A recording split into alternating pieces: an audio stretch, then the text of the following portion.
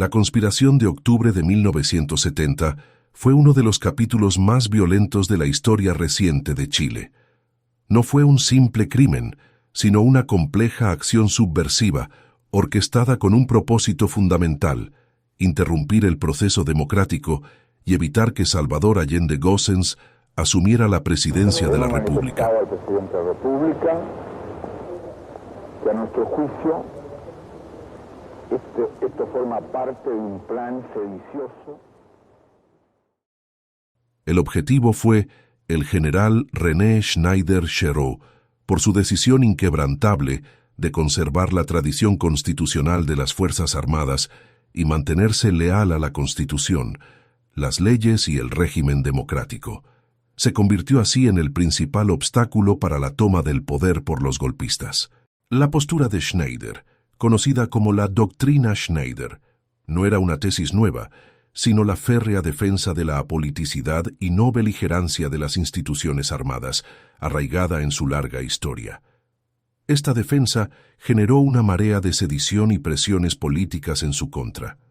El propio Schneider percibía dos tendencias sediciosas, una de políticos que presionaban a los mandos regulares para el golpe y otra de políticos de extrema derecha que movían directamente al general en retiro Roberto Biot para encabezar la acción.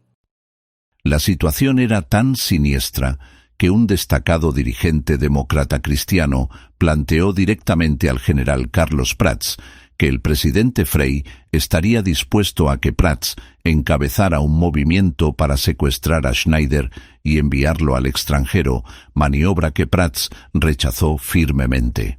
La trama sediciosa contó con generosos recursos e inteligencia de la Agencia Central de Inteligencia CIA de los Estados Unidos. El Plan Fubelt, ordenado por el presidente Richard Nixon, contaba con una asignación de $10 millones y buscaba impedir que Allende asumiera el poder. Su programa incluía recolectar inteligencia sobre oficiales golpistas, crear un clima de golpe mediante propaganda, desinformación y actividades terroristas, buscando provocar a la izquierda y asegurar a los golpistas el apoyo total de Estados Unidos, excluyendo solo la intervención militar directa. Los contactos fueron intensos. Entre el 5 y el 20 de octubre de 1970, la CIA tuvo 21 contactos con oficiales clave de las Fuerzas Armadas y Carabineros. Se autorizó la entrega de $250,000 en seguros de vida para Biot y sus asociados. Además, a oficiales de la Academia de Guerra, que habían estudiado planes para sacar de en medio al general Schneider, se les proveyó de 3 subametralladoras solicitadas al agregado militar norteamericano. La conspiración llegó hasta un alto oficial del ejército. El general de división Camilo Valenzuela, comandante de la guarnición de Santiago, no solo estuvo al tanto del plan, sino que fue señalado como participante en el intento de secuestro. Valenzuela informó a la CIA la noche del 18 de octubre que el ejército estaba listo para raptar a Schneider el 19 de octubre. También se sumó a estas deliberaciones el vicealmirante Hugo Tirado Barros, de la Armada, y la institución de Carabineros, cuyo director general era el general Vicente Huerta, estaba considerada para ocupar puestos en el gabinete militar post-golpe, además de ser contactada por la CIA. El objetivo táctico de los golpistas, liderados por Biot, se redujo a concentrarse únicamente en el general Schneider. El plan era generar un hecho grave de trascendencia pública para forzar un alzamiento militar y la remisión de una carta para obligar al gobierno a entregar el mando a un gabinete militar. Los detalles del plan, manejado por inteligencia, eran precisos. Tras el secuestro, Schneider sería llevado en avión a un lugar desconocido. El presidente Frei debía renunciar, y un gabinete militar con miembros de las Fuerzas Armadas y Carabineros, incluyendo al general Schaffhausen, asumiría. Se disolvería el Congreso para evitar la proclamación de Allende. Para encubrirse, los militares negarían su participación, culpando a los izquierdistas. A pesar de que la Casa Blanca ordenó desactivar el apoyo al grupo de Biot el 15 de octubre, por sus escasas posibilidades de éxito, el grupo procedió por su cuenta. La operación de secuestro, identificada con el nombre clave Alfa, fue llevada a cabo por 16 subversivos. La tercera tentativa se efectuó el 22 de octubre, transformándose en crimen. El coronel en retiro Raúl Igualt, suegro de Biot, intentó posteriormente desviar la culpa formulando imputaciones falsas contra Schneider. La muerte del general Schneider el domingo 25 de octubre hirió el alma del ejército. Los funerales, el lunes 26 de octubre, se convirtieron en un drama popular de gran magnitud al que asistieron el pueblo humilde. Un momento de alto significado político fue la misa de Requiem, a la que asistieron conjuntamente el presidente Eduardo Frei Montalva y el presidente electo Salvador Allende Gossens. Los líderes rindieron homenaje a su sacrificio. Salvador Allende declaró que el país comprendía que Schneider había pagado con su vida su inquebrantable lealtad constitucional. El general Carlos Prats lo despidió calificándolo como el héroe de la paz y mártir de la democracia. El cardenal Raúl Silva Enríquez lo coronó con el laurel de la inmortalidad.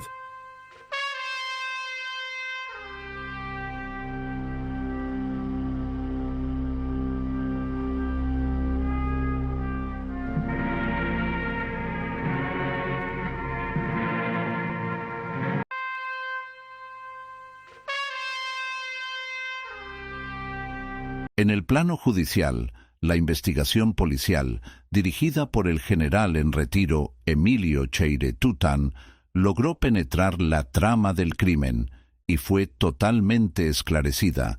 Se acumularon pruebas contra autores y cómplices.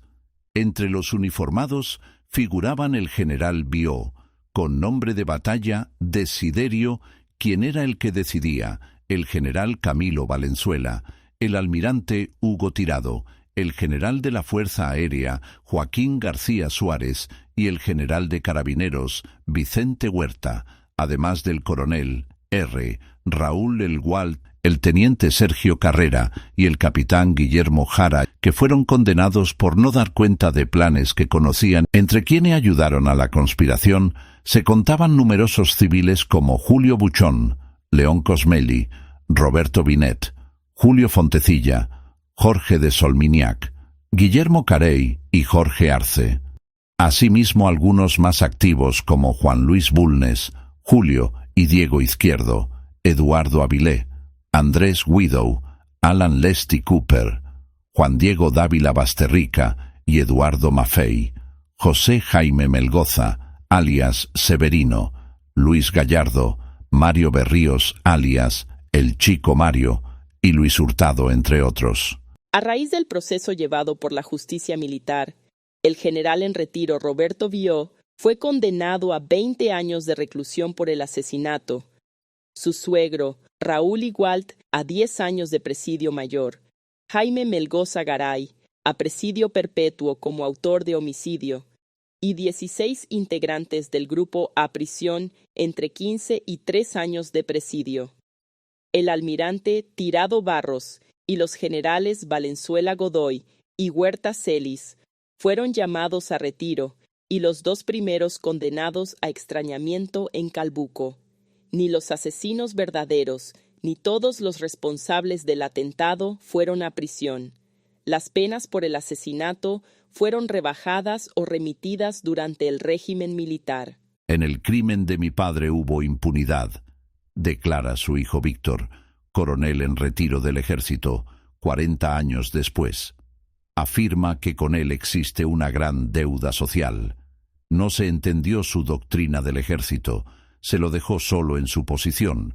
Los tribunales actuaron en forma arbitraria con los inculpados, y finalmente vino el olvido. La derecha y mucha gente del gobierno de Frei Montalva lo instaban a actuar. En realidad, las presiones venían de todas partes.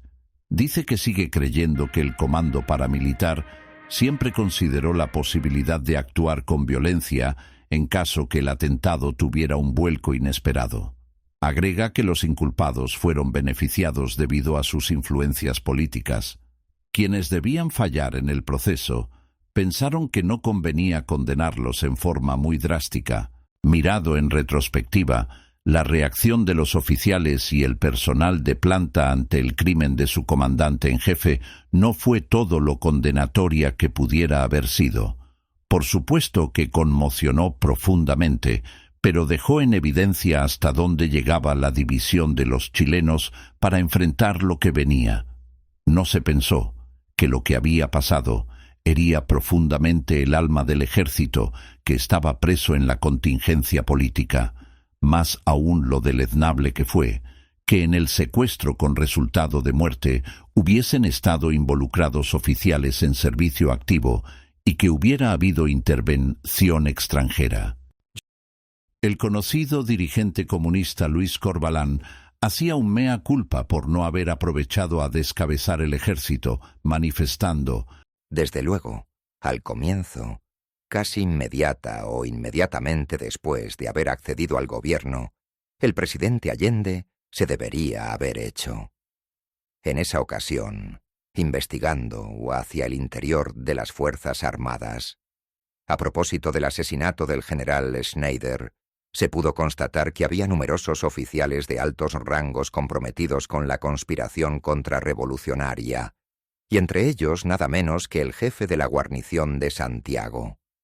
Esta situación, producida después del ascenso del presidente Allende al gobierno, y contando en consecuencia con gran legitimidad y un gran apoyo popular, creaba una coyuntura política excepcionalmente favorable para haber intentado una modificación parcial, pero importante de los mandos, disminuyendo así, desde el comienzo, la peligrosidad contrarrevolucionaria del ejército.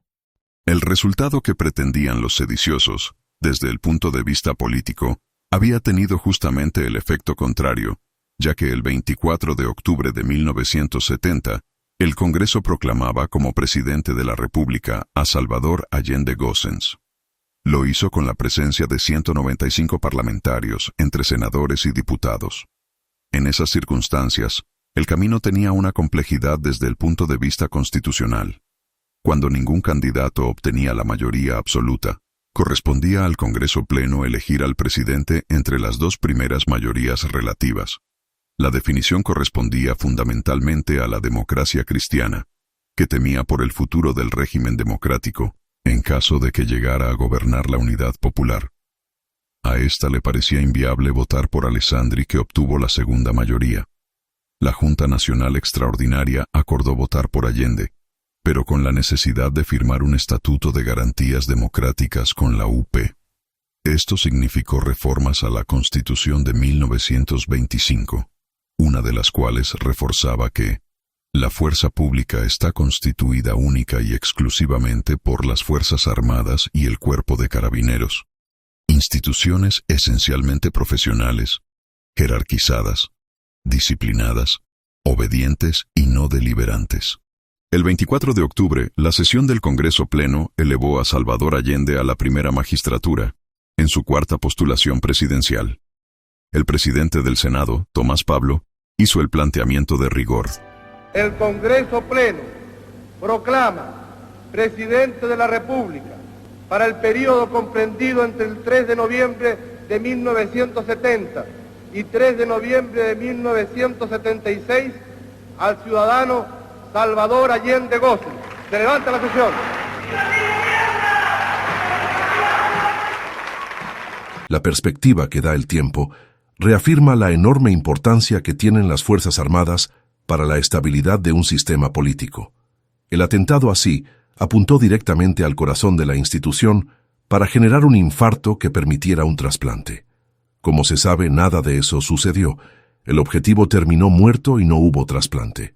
Pese a la tragedia, las inquietudes continuaron en las filas y el día a día se hizo cada vez más incierto. El médico y parlamentario Salvador Allende Gossens asumió el cargo el 3 de noviembre de 1970. Por primera vez en la historia del mundo occidental, un candidato marxista llegaba a la presidencia de la República a través de las urnas. Junto a su conglomerado político, la Unidad Popular enfrentaría una gran reticencia de ciertos sectores nacionales e internacionales en los casi 1000 días que duró su gobierno.